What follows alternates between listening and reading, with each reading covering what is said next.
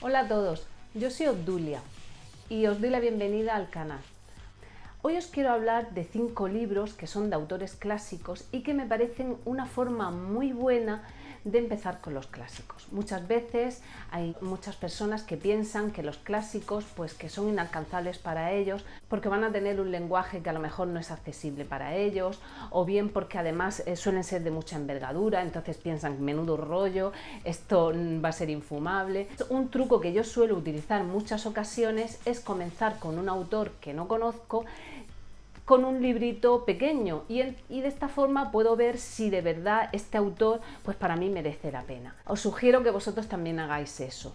De hecho, de los 5 autores que os quiero comentar, pues 2 de ellos concretamente no los había leído nunca y he hecho esta técnica que os comento. El primero de los autores que he leído es Iván Turgeniev, que es un autor ruso de la época de Dostoyevsky y también de Tolstoy, y la novelita se llama El primer amor.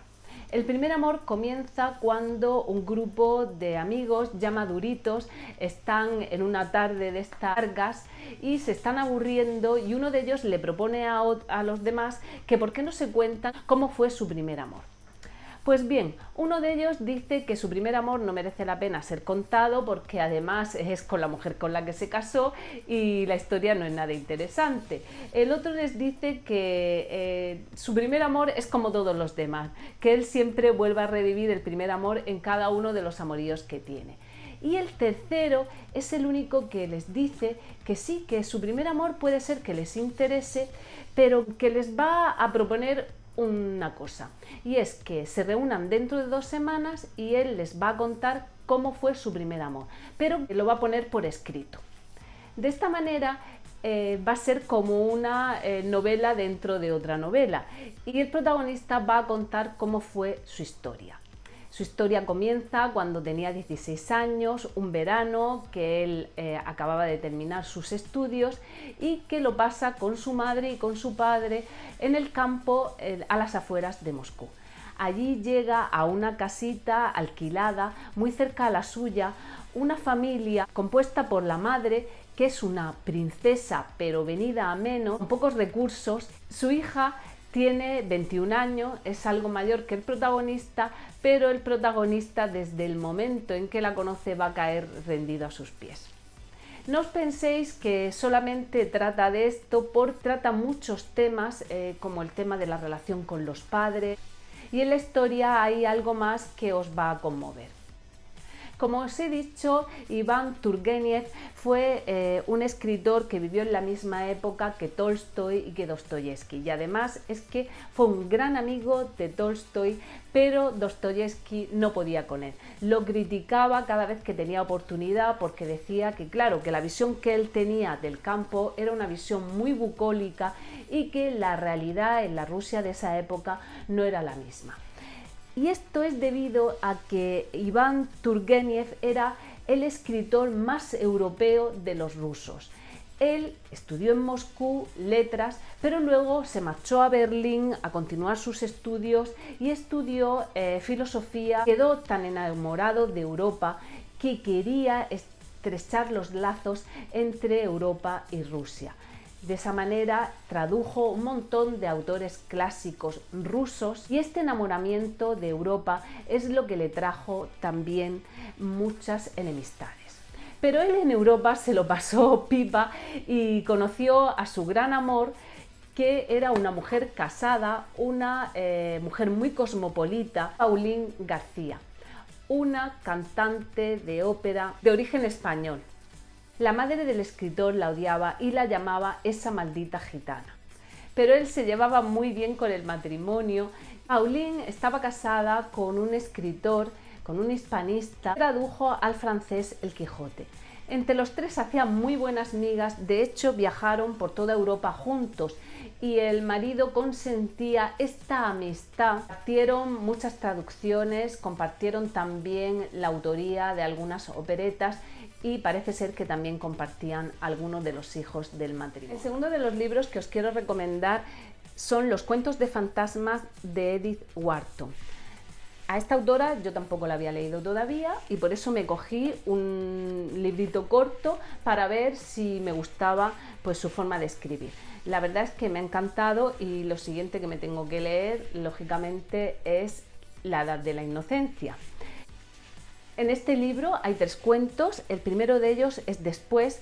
En Después, un matrimonio de norteamericanos un poco frikis deciden irse a vivir a Inglaterra y están buscando una villa que sea pues lo más oscura posible y que además si tiene un fantasma mejor. Y una amiga de la familia les recomienda esta casa que les dice que tiene todas las condiciones, no tiene calefacción, no tiene electricidad ni tampoco tiene agua corriente y además está bastante alejada del centro de la ciudad, con lo cual ellos se enamoran de la villa y se van a vivir a ella. Eso sí, la amiga les advierte que solamente sabrán de la existencia del fantasma después y ahí lo deja.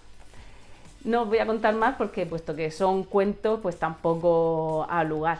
Hay otro segundo cuento que también es una villa, que también cuenta con unos fantasmas, pero en este caso son muy especiales.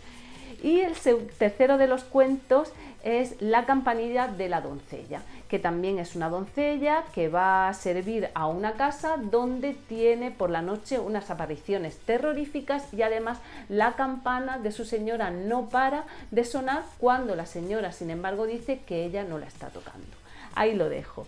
Os lo recomiendo muchísimo. Esta autora me ha llamado muchísimo la atención porque era una mujer moderna.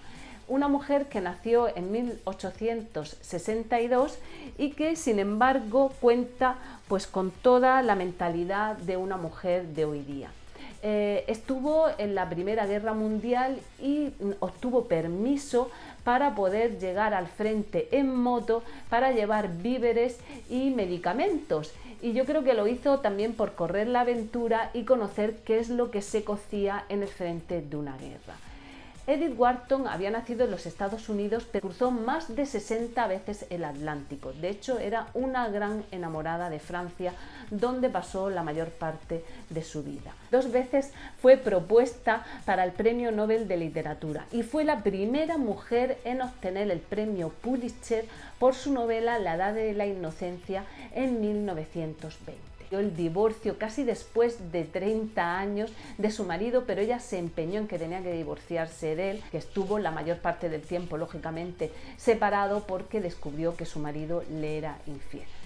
Sin embargo, ella, al venir de una familia muy acaudalada, que no tuvo nunca problemas económicos, no apoyó nunca la causa feminista porque ella se consideraba exactamente igual que un hombre y esto se lo achacaba mucho. Ella realmente ya disponía de una habitación propia y no tenía que luchar por ello.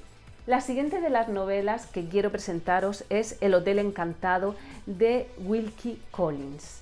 A Wilkie Collins sí que lo había leído antes en La mujer de blanco y me encantó. Sí que es verdad que esta es bastante más larga, pero la verdad es que son historias que te atrapan desde el primer momento y me apetecía pues volver a leer algo de él. Es considerado como el autor precursor de las novelas policíacas o novelas detectivescas. Es conocido porque además tuvo una gran amistad con Dickens, de la que ambos pues se nutrieron. Colaboró en algunas novelas con Dickens porque él le daba el punto de misterio que estas novelas necesitaban. El Hotel Encantado precisamente tiene ese punto de misterio que es capaz de desarrollar Collins. A este hotel, a esta villa en Italia, se van a vivir un matrimonio recién casado de un lord con una condesa. La condesa tiene una pinta terrorífica, es pálida, tiene unos ojos negros profundos y todo el mundo dice que es la verdadera encarnación del mal, porque le quitó a una buena chica como Agnes su prometido, que era Lord Montberry. El misterio se presenta cuando Mr. Ferrari, que es la esposa del asistente que tiene el Lord Montberry en esta villa, desaparece y le llega una carta con una importante suma de dinero. Entonces hay un desaparecido y al poco tiempo llega la noticia que también han fallecido Lord Montberry. también encierra un escándalo, que es algo que le gustaba mucho a Collins, y es que la condesa tiene un hermano que convive desde el principio con ellos en la villa, con los recién casados, y mucha gente los acusa de que realmente no son hermanos, sino amantes. Bueno, os dejo con este misterio. Collins también era un escritor con una personalidad muy especial. Era un soltero empedernido, además se declaraba ateo, era algo cicatero y, sin embargo, era bígamo. Dicen que mantuvo 2 familias con 2 mujeres y además con niños, y a todos los hijos de estas mujeres los hizo herederos. El siguiente de los libros que os quiero recomendar es El faro del fin del mundo, de Julio Verne. Este autor también lo había leído anteriormente. De hecho, uno de mis libros favoritos de Julio Verne son Los hijos del capitán Grant, que leí cuando era un adolescente, porque es una historia de aventuras y de valentía de unos niños que recorren el mundo para buscar a su padre. En El faro del fin del mundo también me llamó la atención y me puse a investigar si este faro existía realmente, y este faro está en la isla de los Estados, lo que vendría a ser el final de la Patagonia. Es una isla que está separada de la Patagonia por el estrecho Le Maire, y este estrecho es una zona altamente peligrosa porque se desencadenan muchas tormentas y siempre ha habido muchísimos naufragios. De hecho, en estas islas, como en la época en que Julio Verne escribió El faro del fin del mundo, solamente viven 4 personas, 4 militares, que son reemplazados cada cierto tiempo. Creo que cada 45 días, y es la isla en donde se dice que nunca ha nacido nadie. Este fue el último libro que escribió Julio Verne y es un poco diferente al resto de los libros, que son mucho más positivos, porque Julio Verne siempre pensó que todos los adelantos, toda la tecnología iba a hacer que los humanos vivieran mucho mejor y que además fueran más felices. Sin embargo, este lo escribió ya estando muy enfermo, se publicó a título póstumo y ya es un poco más negativo, porque además Julio Verne siempre pensó que el problema que podía tener la tecnología a largo plazo es que fuera utilizada de forma abusiva por aquellos que ostentaban el poder. Faro del fin del mundo, van a inaugurarlo las autoridades, todo el mundo está muy contento por el adelanto que va a suponer tener un faro en ese estrecho y por las vidas que se van a salvar gracias a este faro. Entonces lo preparan todo minuciosamente para que 3 hombres convivan en este faro y a los 3 meses pues serán relevados. Esta isla es muy inhóspita, en la gran parte del tiempo está nevada y no ofrece gran cosa para las personas que tengan que vivir allí, pero los fareros están muy mentalizados en esto. Todo el mundo se retira de la isla, dejan a los 3 fareros y están muy contentos pensando en la gran oportunidad que va a suponer este faro. Pero la historia se va a torcer porque en la isla sí que viven alguien más y son unos peligrosos piratas.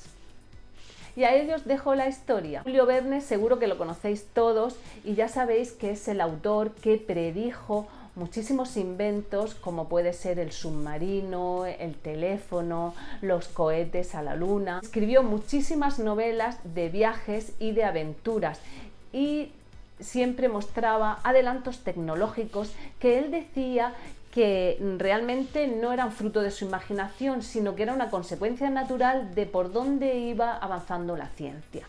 Era un lector empedernido de revistas científicas y también de geografía. Por eso era un gran conocedor de la geografía a nivel mundial, cuando en realidad apenas había salido de Francia. Conocía poquísimos países, había hecho poquísimos viajes, había estado por Noruega, por Irlanda, por Inglaterra, pero viajó poquísimo y además gran parte de su vida se la pasó aislada en una mansión a las afueras de París, donde se dedicaba exclusivamente a escribir y algunas veces pues a navegar y a salir en globo, que eran sus grandes pasiones. Uno de los secretos del éxito de Julio Verne fue contar con un editor que supo muy bien sacarle el provecho. fuera la primera vez que se cuidaba muchísimo lo que era la edición, lo que eran las cubiertas de los libros, y se le hacía muchísima publicidad. Pero este editor contrató a Julio Verne de una forma muy abusiva. Sí que le puso un gran sueldo, pero a cambio tenía que entregarle 2 libros al año, lo que hizo que Julio Verne no pudiera nada más que dedicarse prácticamente a la escritura. Y el último de los libros que os quiero recomendar, sobre todo para aquellos que no hayáis nunca leído a Dostoyevski, bueno, y de los que lo hayáis leído también, porque os va a encantar. La sumisa, además, es un clásico en donde se marca muy bien la técnica que utilizaba Dostoyevski. Precisamente Nietzsche decía que era del único psicólogo que se podía aprender algo. Otros, como Freud, también lo habían leído, decían que la epilepsia que padecía Dostoyevski era debido a sus remordimientos. Dostoyevski era un jugador empedernido, como sabéis, era alcohólico. Cuando escribió Crimen y Castigo lo hizo bajo la presión de tener que entregarle en un plazo determinado al editor la obra. En La sumisa, él retrata lo que es un suicidio. Un hombre llega a su casa, el dueño de una casa de empeños, y se encuentra con que su joven mujer se acaba de suicidar. El impacto que esto supone en él es terrible, y empieza, como a modo de diario, a contarnos cuál fue la historia de ambos que les llegó hasta este punto del suicidio. Hemos llegado al final del vídeo con estas 5 recomendaciones, y hoy os quería pedir algo muy especial. He pensado en hacer lo que llamáis un tour por la librería, que en muchas ocasiones me lo habéis pedido. Y para hacerlo un poco más ameno, me gustaría que me hicieras preguntas sobre mis libros, que estaré encantadísima de contestaros y a la vez que os lo enseño. Si os parece, dejádmelo en comentarios. Muchísimas gracias por estar ahí como siempre, y nos vemos en el próximo vídeo. ¡Chao! Oh juventud, juventud, nada puede conmoverte. Crees poseer todos los tesoros del universo y hasta la tristeza te es agradable. Eres engreída y soberbia, y en tu temeridad clamas: «Ved, soy la única que vivo». Y sin embargo, tus días también pasan y desaparecen sin dejar rastro. Todo lo que hay de ti desaparece, como la cera al sol, como la nieve.